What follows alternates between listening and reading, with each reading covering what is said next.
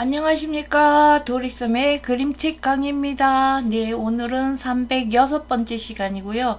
제가 오늘 준비한 그림책은 말랄라 세상을 바꾼 아이입니다.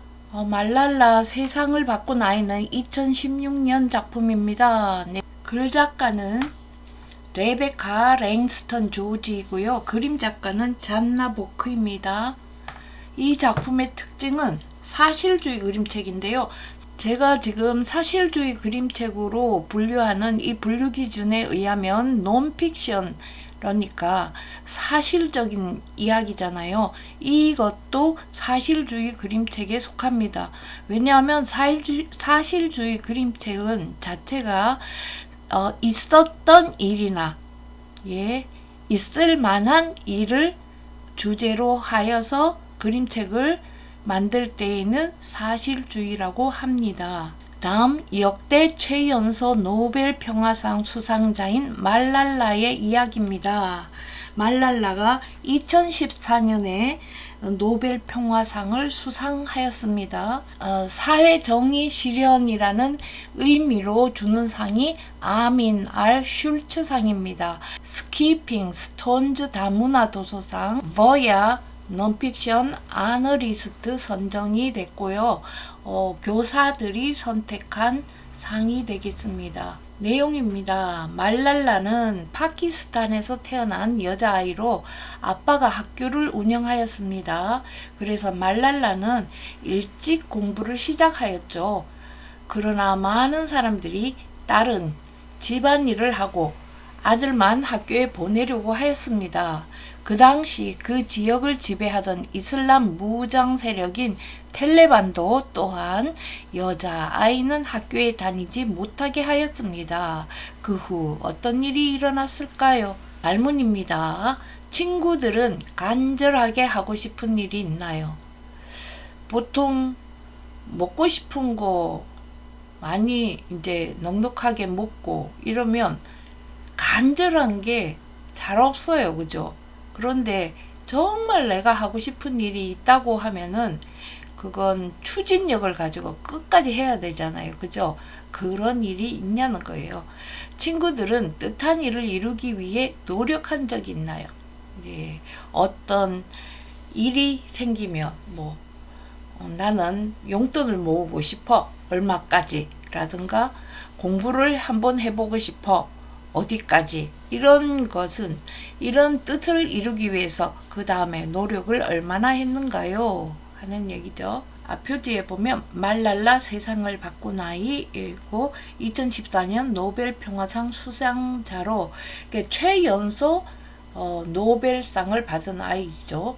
다음 뒷표지에 한 명의 어린이가 한 사람의 교사가 한 권의 책이 한 자루의 펜이 세상을 바꿀 수 있습니다. 이렇게 말랄라의 글이 나옵니다. 면지고요. 밝은 색을 쓰다 보니까 결말이 아주 밝게 긍정적으로 이루어집니다 하는 걸 나타내는 겁니다. 속표지입니다. 네, 말랄라가 지금 공부하는 모습이 있고요. 키가 150cm 정도밖에 안 되는 파키스탄의 17살 여학생이 마이크 앞에 섰어요. 세계의 지도자들은 몸을 앞으로 쭉 내밀고 여학생의 말에 귀를 기울였지요. 이 여학생이 말랄라 유사프자이였습니다. 네, 말랄라 유사프자이가 노르웨이 오슬로에서 노벨 평화상을 받자 수많은 카메라가 말랄라의 메시지를 전 세계로 실어 날았어요. 말랄라가 태어난 나라에서는 여자가 사람들 앞에서 연설을 하면 매우 위험했어요. 하지만 말랄라는 두려워하지 않았어요. 말랄라의 몸속에는 강인함, 힘, 그리고 용기가 고동쳤거든요. 2014년 12월 10일 말랄라는 최연소 노벨 평화상 수상자가 되었어요. 말랄라는 전 세계 어린이들을 위해 자신의 목소리를 높였지요. 네. 이 상은 저를 위한 게 아닙니다. 우리가 잊고 있던 교육받기를 원하는 아이들을 위한 상입니다. 두려움에 떨며 평화가 찾아오기를 바라는 아이들을 위한 상입니다. 말없이 변화를 꿈꾸는 아이들을 위한 상입니다. 네. 그 밑에 보면 말랄라는 평등한 교육을 얻기 위해 목소리를 냈어요. 그러다가 목숨을 잃을 뻔하기도 했지요 하는 글이 있습니다. 네, 지금 연설하는 장면이고요. 말랄라는 일찍 공부를 시작했어요. 말랄라의 아빠 지아우딘 유사프자이가 민고라에서 학교를 운영하고 있었거든요. 민고라는 파키스탄의 자그마한 마을로 눈 덮인 산으로 둘러싸인 스와트 계곡에 있었답니다. 말랄라는 아장아장 걸음마를 떼자마자 학교에 가서 놀았어요. 선생님 흉내를 내기도 했지요. 말랄라는 학교 가는 게 무척 즐거웠어요. 하지만 파키스탄의 아이들이 모두 말랄라와 같은 기회가 있었던 건 아니에요. 대부분의 가정이 아이들을 학교에 보낼 형편이 안 되었거든요. 또 어떤 집에서는 아들만 학교에 보내려고 했어요. 많은 부모들이 다른 집안일을 해야 한다고 생각했지요.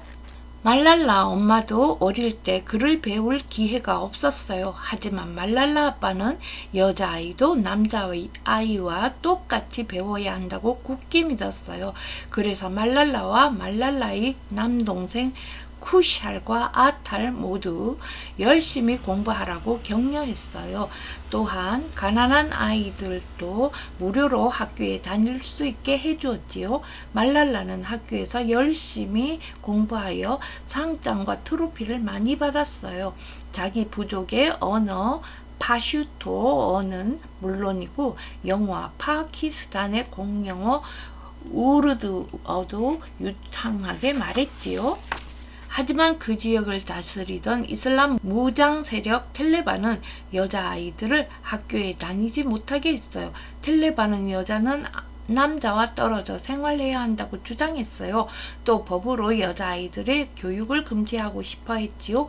게다가 얼굴과 몸 전체를 완전히 가리는 부르카를 입으라고 시켰어요. 텔레반은 학교 선생님들을 위협했어요. 말랄라 아빠에게는 학교를 닫으라고 명령했는데 남학생과 여학생이 같은 문으로 드나든다는 게 그 이유였어요.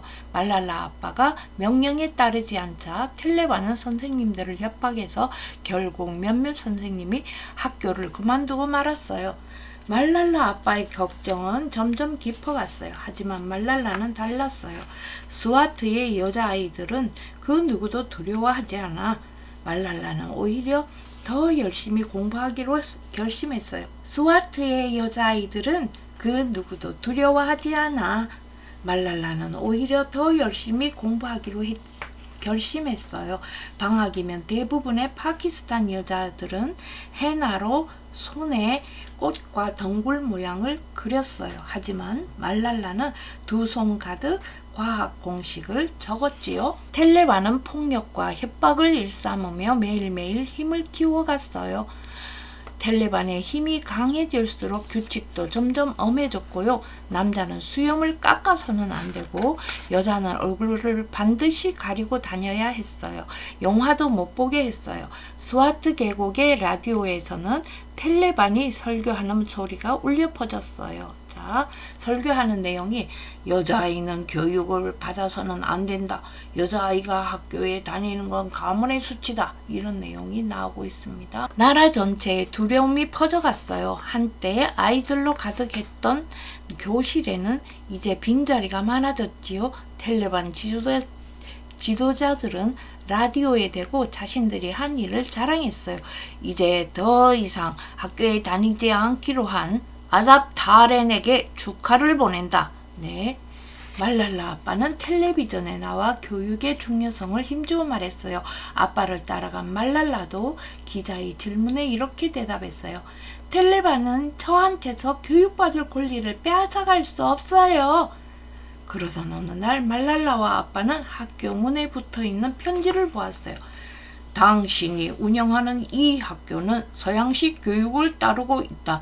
당신은 여자아이들을 가르치고 있는데 당장 그만두지 않으면 곤란한 상황에 처하게 될 것이다. 말랄라는 협박에도 꿈쩍하지 않았어요. 오히려 아빠와 함께 여자아이들도 똑같이 교육을 받아야 한다고 계속 주장했어요. 모임에서 연설을 하고 신문에 글을 쓰고 기자들에게 전화를 걸었어요. 그리고 이렇게 경고했어요. 만약 새로운 세대에게 펜을 주지 않으면 테러리스트들은 이 아이들에게 총을 쥐어줄 거예요. 하지만 상황은 점점 더 나빠졌어요. 텔레반은 기관총을 들고 거리를 돌아다니기 시작했어요. 통행금지를 어긴 사람은 마구 두들겨 팼지요. 밤에는 폭탄이 터졌고요. 텔레반의 규칙을 따르지 않는 상점들은 아침이면 산산조각이 되어 있었어요. 결국 2008년 12월 라디오를 통해 끔찍한 선언이 흘러나왔어요. 여학교는 모두 문을 닫는다. 1월 15일부터 여자들은 학교에 갈 수 없다. 그 날짜가 되지 않았는데도 경고의 뜻으로 학교 근처에는 폭탄이 비처럼 쏟아져 내렸어요. 하지만 폭탄이 터져도 말랄라는 움츠러들지 않았어요. 때마침 영국 BBC 방송국에서 파키스탄의 상황을 알려줄 여학생을 찾았어요. 교육을 받을 수 없게 된 상황을 어떻게 느끼는지 직접 블로그에 썼으면 좋겠다고요. 말랄라의 친구들은 두려움 때문에 모두 싫다고 했어요. 이때 말랄라가 선뜻 나섰어요. 말랄라는 블로그에 글을 쓸 때 오래전 영국의 지배에 대항해 싸웠던 파키스탄 사람 굴마카이의 이름을 썼어요. 다만 파키스탄이 인터넷 사정이 좋지 않아 말랄라가 전화로 말해주면 기자가 블로그에 대신 글을 썼지요. 우르두어로 쓴 이 블로그가 처음 세상에 나온 건 2009년 1월 3일 말랄라의 블로그는 곧 유명해졌어요. BBC 방송국에서는 이 글을 영어로 번역했지요. 2009년 1월 14일 말랄라는 블로그에 이렇게 썼어요. 언젠가 학교가 다시 문을 열 거라고 생각한다. 하지만 학교를 떠나며 난 다시는 이곳에 돌아오지 못할 것처럼 학교를 바라보았다. 말랄라는 슬펐지만 여전히 용감했어요. 우리가 학교에 가는 걸 막을 수 있을진 몰라도 우리가 배우는 건 절대 막을 수가 없다. 말랄라를 비롯한 활동가들은 점점 더 분노했어요. 그러자 텔레반도 어쩔 수 없이 10살 이하의 여자아이들은 학교에 다녀도 좋다고 했어요. 하지만 말랄라는 당시 11살이었어요. 그래서 말랄라와 친구들은 푸른색 교복을 집에 두고 나왔어요. 평상복을 입고 숄 아래에 책을 숨기고 실제 나이보다 어린 척 학교에 갔답니다. 나이를 속이고 학교에 가는 건 아주 위험한 일이었어요. 들켰다가는 학생은 물론이고 선생님도 공개적으로 매질을 당하거나 벌을 받을 수 있었거든요. 하루하루 시간이 지날수록 점점 더 위험해졌어요. 파키스탄 군인들은 텔레반과 싸움을 벌였어요. 총소리와 사람들의 비명이 하늘을 가득 메웠지요. 아무리 용감한 여학생이라도 거리로 나올 생각을 하지 못했어요. 2009년 5월 마침내 군에서 주민들 모두에게 피난을 떠나라고 했어요. 승용차, 오토바이, 트럭, 당나귀가 끄는 수레가 짐을 잔뜩 실은 채 길을 메웠어요. 주민 200만 명이 스와트 계곡을 떠났지요. 탈레반은 기관총을 들고 그 모습을 지켜봤어요. 자그마한 가방 안에 옷가지를 챙겨 넣는 동안 말랄라의 얼굴에는 뜨거운 눈물이 연신 흘러내렸어요. 말랄라는 책에 손을 뻗었지만 엄마는 책을 가져갈 수 없다고 했어요. 책을 남겨둔다는 사실에 가슴이 무너져 내릴 듯 했지요.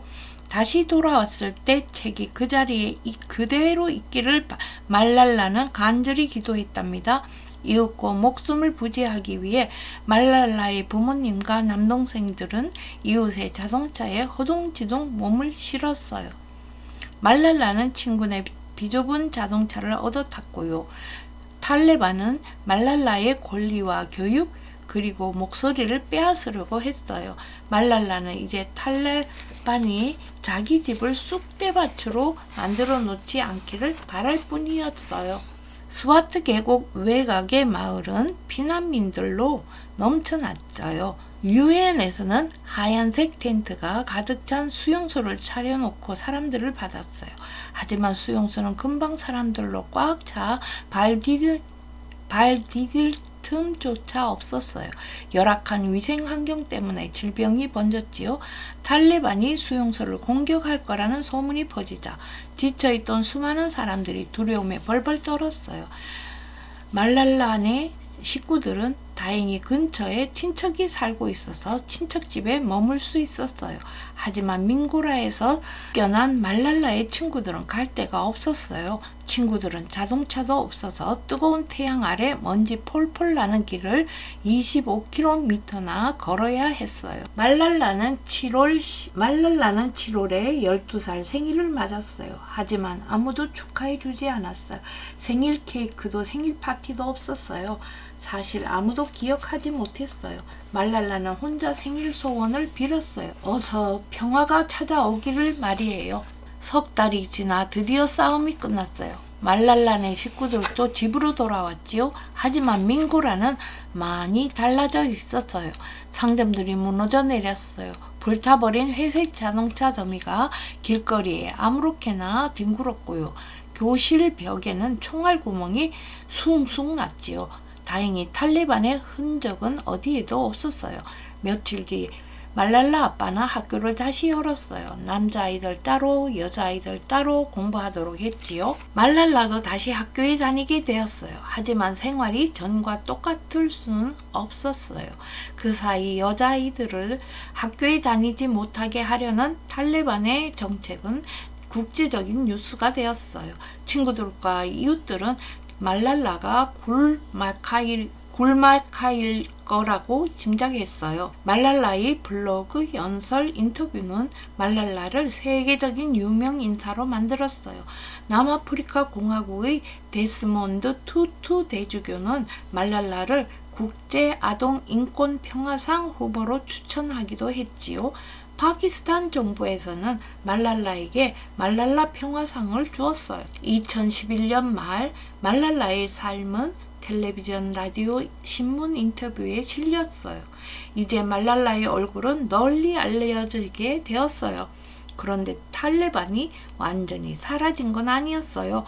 탈레반은 말랄라가 서양 사람들 편에 서서 일한다며 가만 놔두지 않겠다고 했어요. 경찰은 말랄라 가족한테 몸을 피하라고 했지요. 하지만 말랄라는 숨지 않겠다고 했어요. 잠자코 있지도 않겠다고 했어요. 말랄라의 엄마 토르페카이는 딸이 걱정스러웠어요. 그래서 학교가 가까워도 스쿨버스를 타고 다니라고 했어요. 그러면서도 언제나 당당하게 행동하는 딸이 자랑스러웠지요. 엄마의 염려에도 아랑곳하지 않고 말랄라는 오히려 엄마에게 학교에 다니라고 용기를 북돋아 주었어요. 덕분에 엄마는 2012년 10월 9일에 첫 읽기 수업을 듣게 되었어요. 엄마가 첫 수업을 위해 학교에 도착한 시간, 말랄라는 집에 가려고 친구들과 함께 스쿨버스에 탔어요. 버스 안에서 아이들은 웃고 떠들며 노래를 불렀죠.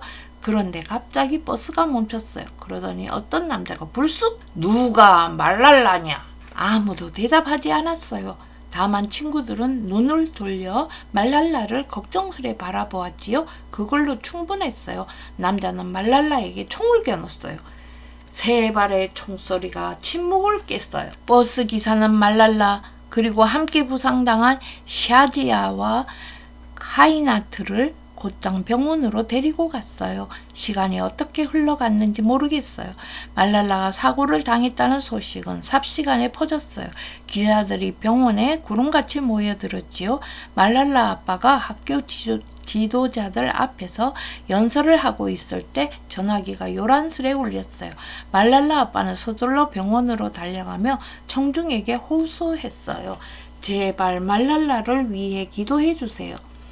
말랄라 엄마가 집에 도착했을 때 이웃들이 끔찍한 소식을 듣고 집 안으로 몰려들었어요. 한 친구는 전화로 말랄라를 헬리콥터에 태워 다른 병원으로 옮길 거라는 소식을 전해주었지요. 말랄라 엄마와 이웃들은 옥상으로 뛰어 올라가 말랄라를 태운 헬리콥터가 하늘 높이 날아가는 모습을 애타게 지켜보았어요. 말랄라 엄마는 머리에 쓰고 있던 스카프를 들어 올리며 기도했어. 신이시여, 제 딸을 당신께 맡기겠나이다. 몇 시간이 며칠로 이어졌지만 말랄라는 정신을 차리지 못했어요. 말랄라의 뇌는 퉁퉁 부어올랐어요. 말랄라가 혼수 상태로 누워있을 때 탈레반은 말랄라의 목숨을 부지하지 못할 거라고 큰 소리를 쳤어요. 말랄라가 목숨을 부지하지 못할 거라고 큰 소리 쳤어요. 만약 살아난다 해도 다시 총을 겨누겠다고 했지요. 말랄라는 뇌 수술을 받았어요. 그러면서 감염으로 죽을 고비를 넘겨야만 했어요. 결국 말랄라는 영국 버밍엄에 있는 병원으로 옮겨갔어요. 수술을 더 받고 또 혹시 있을지도 모를 공격을 피하기 위해서였지요. 탈레반이 쏜 총에 맞은 말랄라 이야기는 전 세계로 보도되었어요.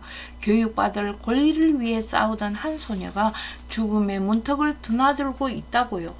수천 통의 격려 편지가 도착했어요. 인형하고 꽃도 많이 왔지요. 하지만 말랄라는 책을 가장 받고 싶었어요. 그 후 몇 달 동안 의사들은 말랄라를 여러 차례 수술했어요. 축 처진 눈을 바로잡고 얼굴 신경을 되살려 마침내 말랄라는 다시 웃을 수 있게 되었어요. 소리를 들을 수 없게 된 귀에는 인공 달팽이 관을 이식해 주었지요. 말랄라는 꼬박 석 달을 병원에 있었어요. 그동안 민고라의 학교 친구들은 말랄라의 자리를 비워두었지요. 총알도 말랄라에게 침묵을 강요할 수 없었어요. 2013년 7월 12일 말랄라는 유엔에서 세계 지도자들을 앞에 두고 연설했어요. 한 명의 어린이가, 한 사람의 교사가, 한 권의 책이, 한 자루의 펜이 세상을 바꿀 수 있습니다. 말랄라는 힘주어 말했어요. 청중들은 배움의 권리를 위해 싸워온 한 여자아이를 기립박수로 따뜻하게 격려해 주었답니다. 이게 마지막 그림입니다. 그리고 이제 다음에 말랄라 더 많은 이야기 이렇게 해서 한쪽에 나와 있습니다. 네. 자, 오늘 말랄라 이야기 어떠셨나요? 말랄라는 최연소 노벨 평화상 수상자였죠. 네. 저는 오늘 여기까지 하겠습니다. 건강하세요. 다음 주에 찾아뵙겠습니다.